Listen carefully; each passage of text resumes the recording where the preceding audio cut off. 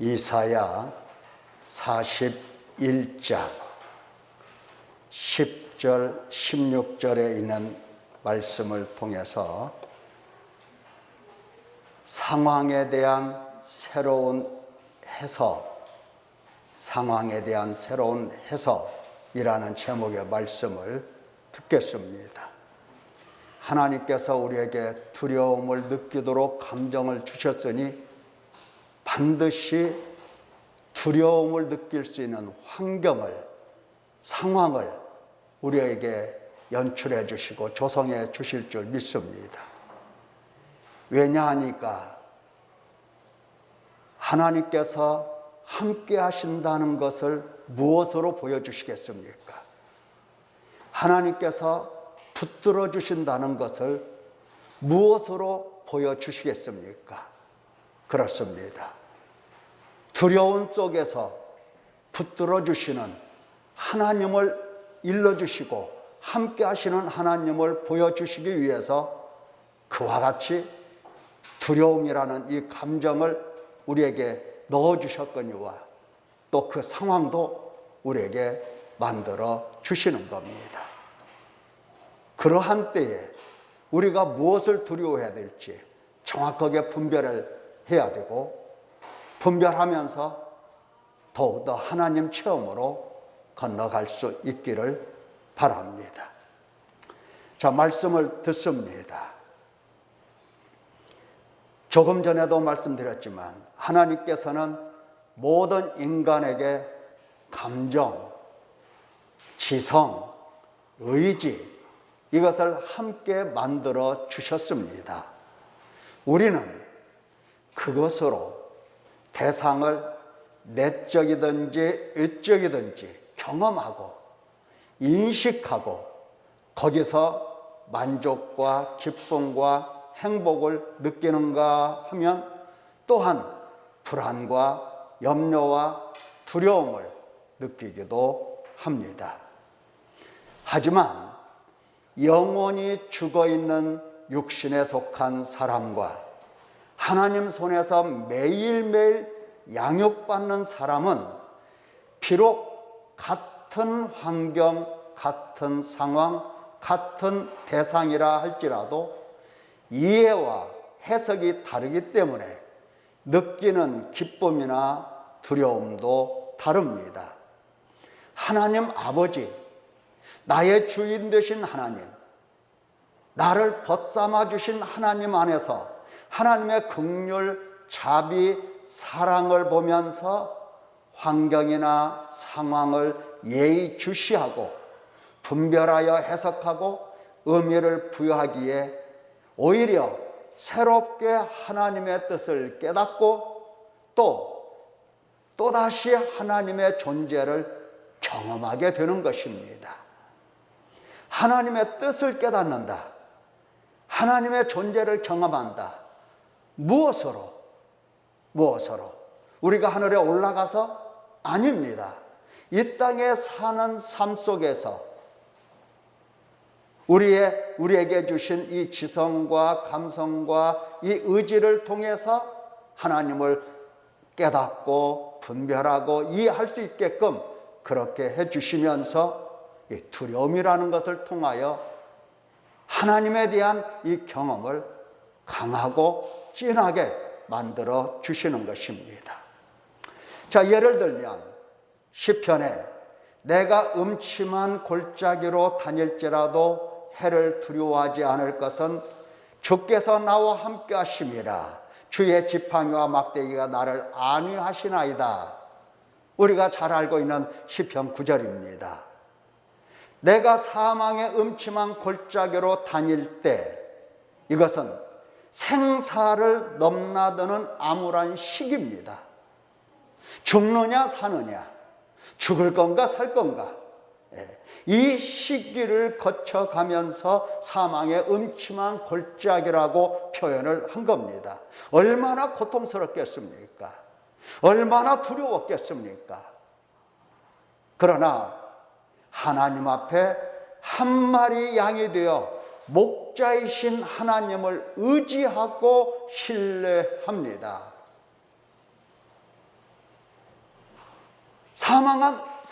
사망의 음침한 골짜기를 보는 게 아니라 그 가운데서 함께 하시는 하나님, 그 하나님을 의지하고 하나님을 신뢰하는 겁니다. 결국 안위하시는 하나님, 악인의 손에서 의인을 보호하시는 하나님, 그 하나님을 새롭게 경험하고 모든 두려움을 극복하게 됩니다. 자, 또 다른 예를 우리가 볼 수가 있습니다. 앞에는 홍해, 뒤에는 애국 군대. 이 상황이 어떤 상황인지 여러분 다 기억하시지요? 앞에는 홍해, 뒤에는 애국 군대. 하나님은 보이지 않습니다. 누구도 보이지 않아요. 얼마나 두려웠겠습니까? 그래서 그 백성들이 부르짖기를 애굽에 매장지가 없어서 이 광야에서 죽게 하느냐. 애굽에 매장지가 없어서 이 광야에서 죽게 하느냐. 예. 애굽 사람을 섬기는 것이 광야에서 죽는 것보다 낫겠노라. 하나님 보이지 않았습니다. 예. 얼마나 상황이 급박했겠습니까? 그러나 모세는 같은 상황, 같은 환경에서 해석을 달리합니다. 너희는 두려워하지 말고 가만히 서서 여호와께서 오늘 너희를 위하여 행하시는 구원을 보라. 여호와께서 너희를 위하여 싸우시리니 너희는 가만히 있을지니라. 이렇게 말씀을 선포했습니다. 여호와께서 너희를 위하여 행하시는 이 구원을 보라. 똑같은 상황, 모세는 언약으로 함께 하시는 하나님, 붙드시고 도우시는 하나님, 긍휼로 구원하시는 하나님을 바라봅니다. 애국 군대를 보는 게 아니에요. 앞에 펼쳐져 있는 홍해를 보는 게 아닙니다. 그것은 볼 필요도 없어요. 애국 군대 봐서 내게 유익될 것이 뭐가 있겠습니까? 나를 죽이러 온 사람들인데 앞에 있는 홍해 바다를 볼 필요가 뭐가 있겠습니까? 들어가서 수영도 못한 채 허우적거리다 죽을 것인데 그런 상황을 보는 게 아닙니다. 뭐를 보느냐? 하나님을 바라보는 겁니다. 그러니까 하나님을 바라보면서 두려워할 필요가 있을까? 두려워할 필요가 없는 겁니다. 여러분, 백성들은 하나님을 보지 않고 상황만 봅니다. 그래서 애굽에 매장지가 없어서 이 광야에서 죽게 하느냐? 하지만 모세는 여호와께서 오늘 너희를 위하여 행하시는 구원을 보라. 누구의 판단이 옳았습니까? 백성들입니까? 모세입니까? 오히려 그 두려운 상황은 하나님의 존재와 하나님의 현존을 체험하는 놀라운 사건이 된 겁니다. 사실 하나님께서 이 두려운 사건을 연출해 주신 겁니다. 하나님께서 함께 하신다는 이 증거, 사람들로 하여금 내가 너와 함께 한다는 것을 무엇으로 하나님이 알게 하시겠습니까? 이 두려운 환경, 상황을 만들어 놓으시고 거기서 함께 하시고 붙드시고 도우시는 하나님을 맛보게 하시는 겁니다. 자, 겉으로는 고통처럼 보이고 겉으로는 두려운 일로 보입니다마는 사실 벗겨보면 그 안에는 보화가 들어있는 겁니다. 그래서 그들은 찬양합니다.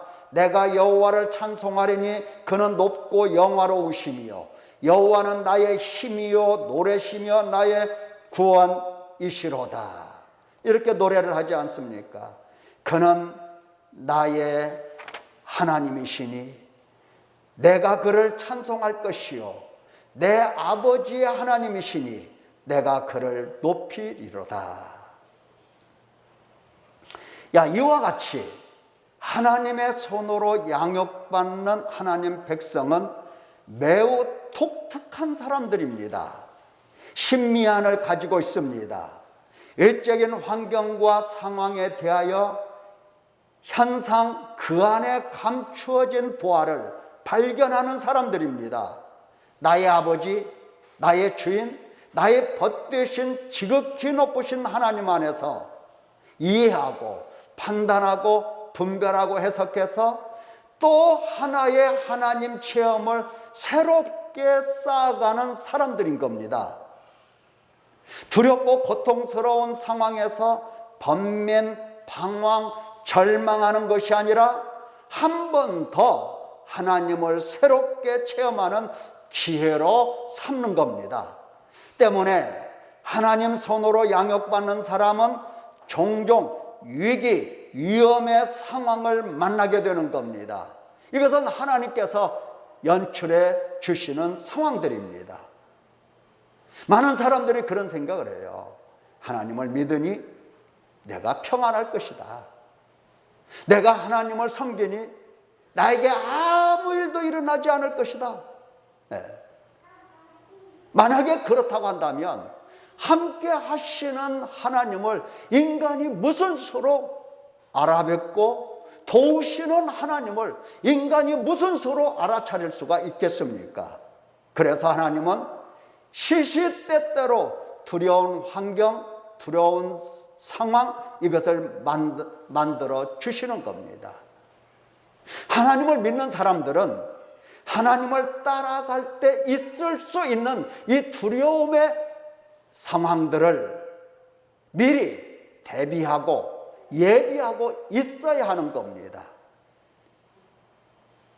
내가 하나님을 믿으니 평안하리라 하면서 평안만 생각하면 절대로 되지를 않아요. 그럴 수가 없는 겁니다. 평안한 가운데서는 사람들이 뭐합니까? 아무것도 안 하죠. 그냥 누워서 자고 싶죠. 네. 두려운 일이 일어나고 상황이 발생하고 그때 바짝 긴장하면서 눈을 크게 뜨고 나의 도움이 어디서 오는가 바라보게 되는 것입니다. 자, 그러면 하나님께서 우리에게 만들어 주시는 이 두려움이 도대체 어떤 것들이 있는가 할 때에 첫째는 삶의 현장에서 일어나는 두려움이고, 둘째는 하나님을 찾고 만나며 거기서 오는 두려움, 하나님을 뵙게 됨으로써 오는 이 두려움, 이 두 가지가 하나님께서 마련해 주시는 두려움입니다. 자, 그러면 하나를 살펴보도록 하겠습니다. 첫째, 삶의 현장에서 일어나는 두려움. 삶의 현장이니까 무엇입니까? 매일매일의 생활입니다. 매일매일 생활 속에서 일어날 수 있는 사건들, 상황들, 환경들, 이것이 우리를 두렵게 만들어 내는 겁니다. 장래에 대해서 안전 보장이 없고 항상 불안합니다. 또 때로는 큰 손해를 보기도 합니다. 내가 손해를 보고 싶어서 보는 게 아니고 나도 모르는 사이에 내 힘으로 어쩔 수 없는 그러한 손해가 내게 나를 덮쳐오기도 하는 겁니다. 이러다 죽겠구나 하는 위기의식, 위협이 있는 겁니다. 이러한 때에 어떻게 해야 할까? 절망, 근심, 걱정, 불안, 두려움은 절대로 금물입니다. 왜냐하면 또 하나의 새로운 하나님 체험을 담고 있는 보화라는 겁니다. 겉으로 보면 고통이에요. 겉으로 보면 두려운 일입니다. 그러나 그 속에는 뭐를 담고 있다? 하나님 체험이라는 이 보화를 담고 있기 때문입니다. 만약에 두려워하기만 한다면, 두려워서 인간의 생각으로, 인간의 꾀로, 자기의 어떤 채취로 이 상황을 모면하고 여기에서 헤어나려고 할 것 같으면 오히려 하나님의 진노로 평생을 두려워해야 하고 고통스러운 나날을 보내게 되는 것입니다. 조심해야 돼요. 조심해야 됩니다. 예를 보자고요. 성경은 말세를 만난 우리를 깨우치기 위하여 많은 사건들을 기록해 놓았습니다. 말세를 당한 우리를 깨우치기 위해서. 자, 구약에 보면 가데스에서 12명을 가나안 정탐꾼으로 보냅니다. 이때가 약 애굽에서 나온 지 약 2년 정도 경과했을까? 그때쯤입니다. 시내산에서 하나님의 율법을 다 받고 이렇게 이제 곧 가나안 땅을 들어가서 정복하고 해야 될 그 시점에 12명의 정탐꾼을 보내는데, 여러분, 육신에 속한 사람이 앞에서 일하면 다 망합니다. 다 망합니다. 여호수아와 갈렙을 제외한 10명이 그 땅을 육신의 생각으로 보고 듣고 판단하면서 악평을 합니다. 그러면서 정복 불가론을 선포합니다. 정복할 수가 없다. 정복할 수가 없다. 우리는 능히 올라가서 그 백성을 치지 못하리라. 그들은 우리보다 강하니라.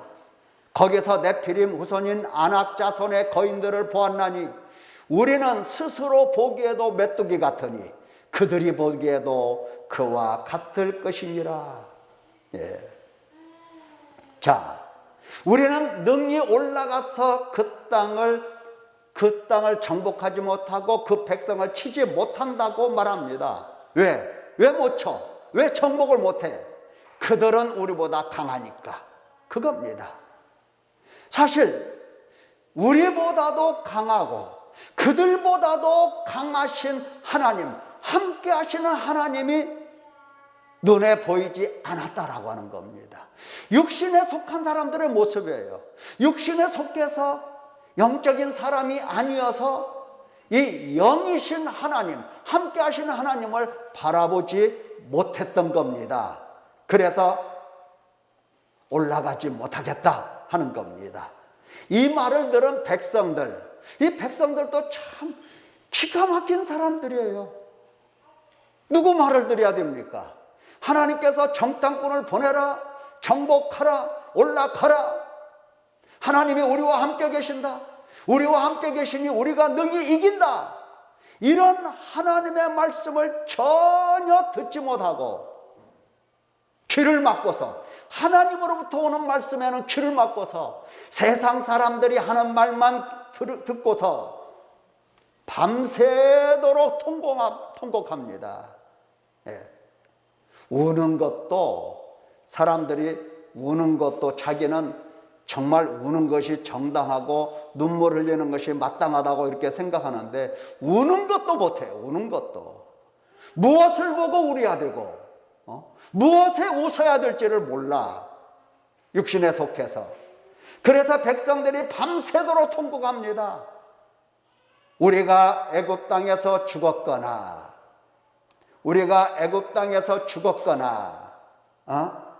이 광야에서 죽었으면 좋았을 것을.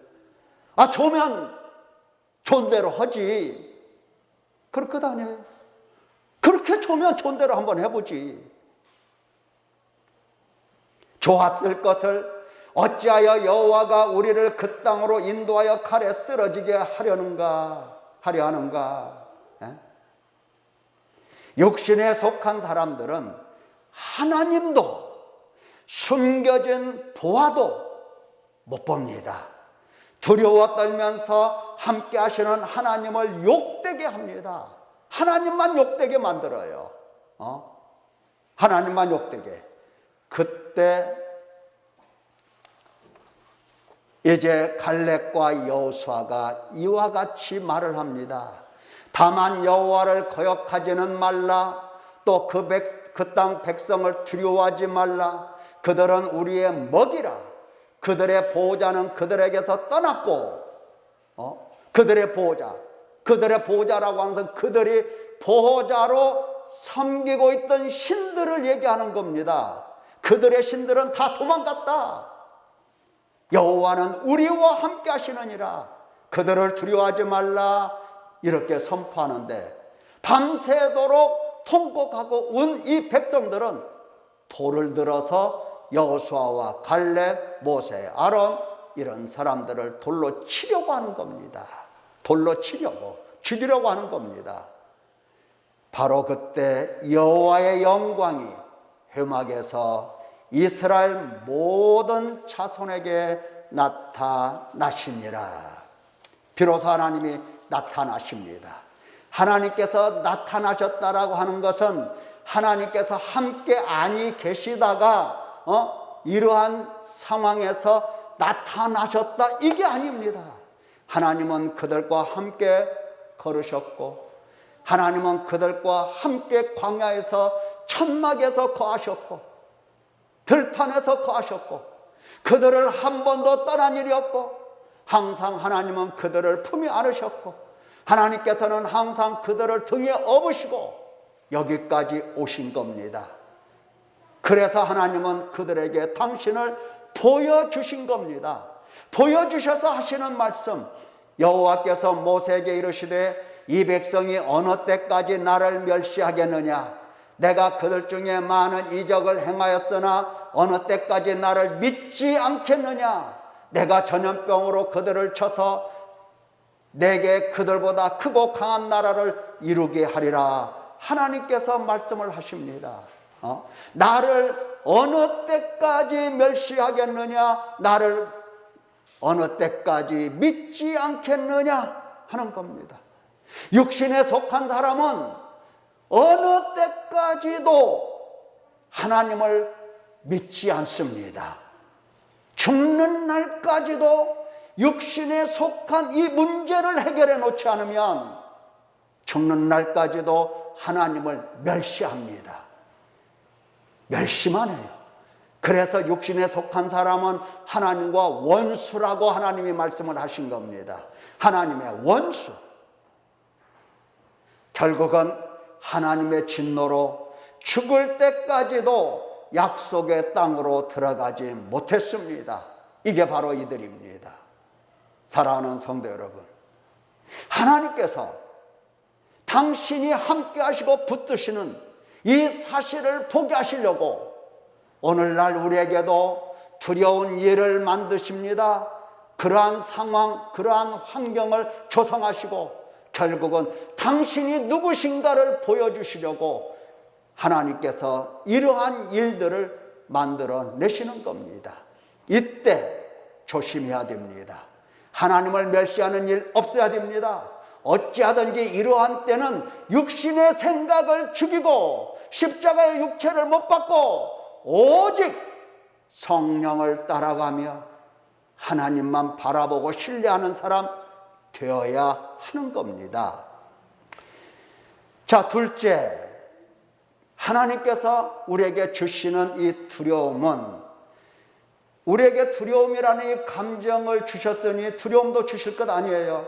반드시 하나님을 찾고 하나님을 만나려고 몸부림치는 사람들에게 하나님 당신을 보여주십니다. 그때 오는 두려움이에요. 이 두려움은 일반적인 이 사람들이 느낄 수 있는 두려움이 아닙니다. 반드시 하나님을 찾는 사람들의 경우에 하나입니다. 자, 이때는 이렇게 두려움이 올 때는 생명을, 누구 생명? 내 생명입니다. 이 육신의 생명을 하나님께 맡기고 담대해야 되는 겁니다. 하나님께 가까이 나아가며 하나님의 현존을 더욱 가까이에서 볼 수 있는 유일한 기회이기 때문입니다. 원래 인간과 하나님은 그 존재 자체가 다르기 때문에 하나님께 가까이 간다는 것은 죽음을 의미하는 겁니다. 견딜 수 없는 두려움에 사로잡히게 되는 겁니다. 그러나 그런 때일수록 정신을 바짝 차리고 끝까지 하나님께 집중하고 끝까지 하나님의 말씀을 새겨드려야 하는 겁니다. 하나님의 뜻을 분별하고 깨닫기까지는 그 자리를 떠나서는 결코 안 됩니다. 예를 들어 봅시다. 시내산, 보도 듣도 못한 하나님의 현존을 온 백성들이 다 보게 됩니다. 얼마나 두려웠을까. 뭇 백성이 우레와 번개와 나팔소리와 산의 연기를 본지라 그들이 볼 때에 떨며 멀리 서서 모세에게 이르되 당신이 우리에게 말씀하소서 우리가 들으리이다. 하나님이 우리에게 말씀하시지 말게 하소서 우리가 죽을까 하나이다. 지금 이 사람들은 뭐하고 있어요? 그림을 한번 그려보세요. 하나님의 이 존재의 두려움 때문에 죽게 생겼다는 생각을 하게 된 겁니다. 이제 우리는 죽었구나. 그만큼 하나님의 존재는 두려운 분이세요. 나타내실 때는 그렇게 두려운 겁니다. 아무리 어떠한 사람이라도 하나님의 존재를 뵙게 되면 죽은 자처럼 두려워서 변할 수밖에 없는 것입니다. 이때 이 백성들은 우리가 죽을까 하니 하나님이 우리에게 말씀하지 말게 하시고 모세 당신이 듣고 우리에게 전해주세요 이런 겁니다. 두렵다고 죽겠다고 그 자리를 회피하고 도망치는 이 백성들, 장래가 보이죠. 하나님의 이 현존, 거기에서 오는 이 두려움 때문에 죽겠다고 그 자리를 회피하고 도망치는 이 백성들, 과연 믿음으로 살 수 있는 사람들일까? 과연 구원받을 사람일까? 과연 하나님 나라까지 들어갈 수 있는 사람일까? 하는 겁니다. 모세가 백성들에게 그렇게 말을 하는 겁니다. 두려워하지 말라. 하나님이 임하시면 너희를 시험하고 너희로 경유하여 범죄하지 않게 하려 하심이니라. 모세가 달리 말씀해 주시잖아요. 두려워하지 말라. 그러면 두려워하지 말라 했으면 이제 두려워하지 말아야 되겠구나. 가만히 있어 봐라. 우리가 지금까지 무슨 말 했어? 죽을까 하고 걱정했구나. 이러면 안 되지 하면서 오히려 하나님 나타내 주시는 그 하나님을 뵈면서 끝까지 그 자리를 지키고 끝까지 하나님의 음성을 듣고 말씀을 들어야 했던 겁니다. 그런데 그러지 않았어요. 하나님을 경외하는 열매가 맺히기까지, 범죄하지 않기까지, 모든 죄를 씻어 깨끗하게 되기까지 주님 앞에 머물러 있어야 하는 것입니다. 하나님 체험을 회피하려 하다니 회피하면 회피할수록 믿음은 자라지 않는 겁니다. 두렵다는 이유로 하나님의 현존의 이 표적을 회피하는 사람들, 결국 죽는 날까지도 하나님을 믿지 않았습니다. 표적을 보고 놀라고 두려워했을 뿐, 표적을 안 본 게 아니에요. 보았어요. 수도 없이 보았어요. 보고 놀라고 두려워했을 뿐, 여전히 하나님을 멸시하는 사람, 하나님을 믿지 않는 사람 되어 가는 겁니다. 하나님께 집중하지 못하고 하나님의 말씀을 끝까지 듣지 않았습니다. 참으로 기억이라는 게 야속합니다. 하나님이 행하시는 표적 보고 놀라고 두려워했다 하더라도 이 기억이라는 게 시간에 따라 희미해지고 금방 잊혀지는 겁니다. 그러나 이 외적인 경험에서 내적인 체험으로 건너가며 하나님 말씀에 집중하고 하나님 존재에 관한 내면적 경험이 있는 사람은 다릅니다. 달라요. 어떻게 다르냐? 외적인 상황, 환경, 현상에 대한 이 두려움이 하나님의 존재와 현존과 속성에 대한 두려움으로, 체험으로 두려워하게 되면 그것은 영원히 잊지 못할 기억으로 남게 되는 겁니다. 기억이 흐려지지가 않아요. 모세가 어떻게 함께 하시고 붙드시고 도와주시고 자비와 사랑과 긍휼로 늘 하나님께서 붙들어 주시는 그 하나님, 하나님을 그렇게 신뢰하고 그렇게 믿게 되었을까 하는 겁니다. 불타는 떨게나무 표적에서 그가 하나님을 체험했습니다. 하나님의 말씀을 듣고 하나님의 존재와 현존에 관한 이 두려움을 경험했기 때문입니다. 하나님의 떨기나무 가운데서 그를 불러 모세야, 모세야 부르시죠.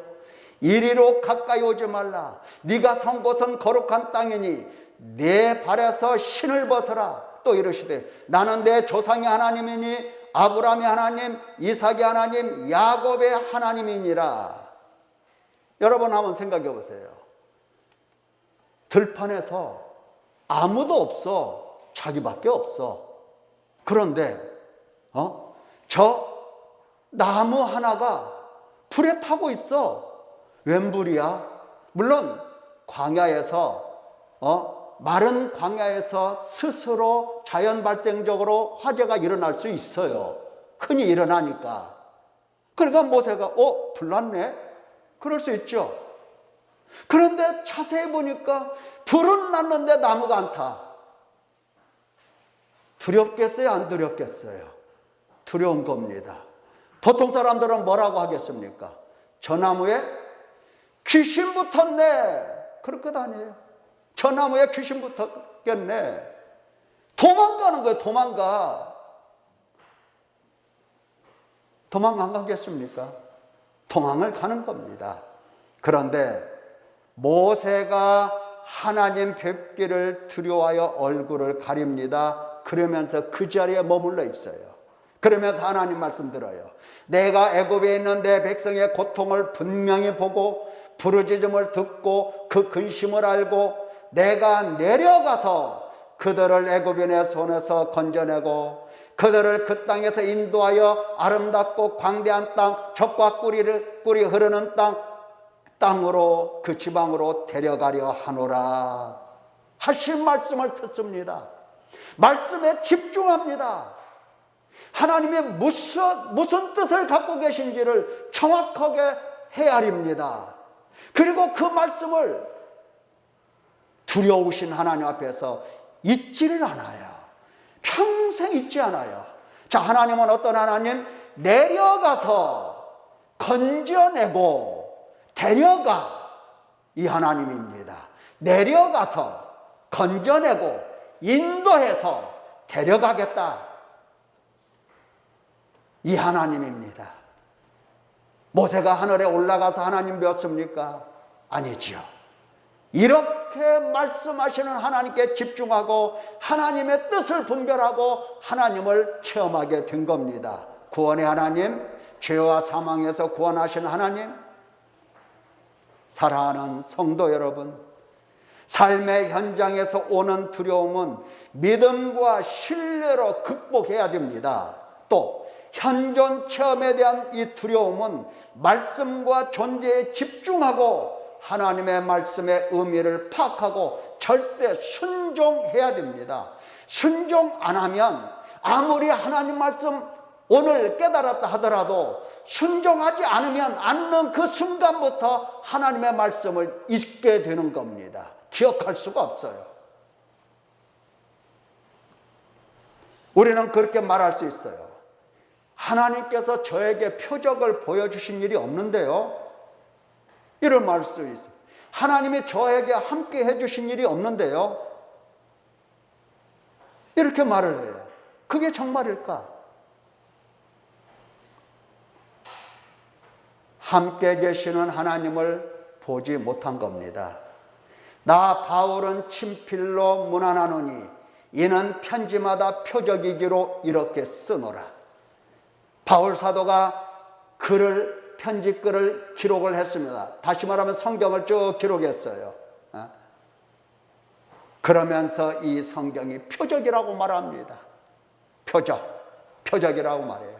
어떤 표적이라고 하는 것은 이스라엘 백성들이 홍해 바다를 건너간 것과 똑같은 거예요. 이런 이적만 표적이 아닙니다.